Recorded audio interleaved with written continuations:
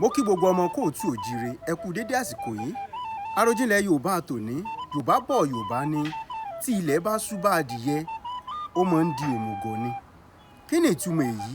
Ẹ ti mọ̀ pé lọ́sàn-án adìyẹ yóò máa pa pẹ̀rẹ̀pẹ̀rẹ̀ ni, ṣùgbọ́n tó bá ti dalẹ́ ńkọ́ sọ̀gúsọ̀gú ni ó máa ṣe.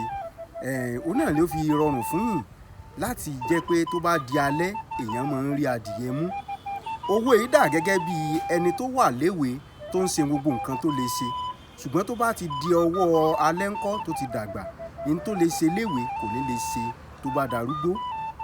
Òwe yìí ó tún pín sí ọ̀nà míì gẹ́gẹ́ bíi pé alágbára tó wà lórí ìyàwó ọ̀lẹ tí ìyàwó ọ̀lẹ wá wọlé bá alágbára lórí ìyàwó rẹ̀.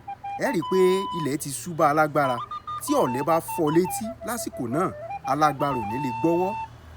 Arojinle àwọn Yorùbá tò nínú tí wọ́n ní tí ilẹ̀ bá ṣú bá adìyẹ ó máa ń di òmùgọ̀ ni. Ire o.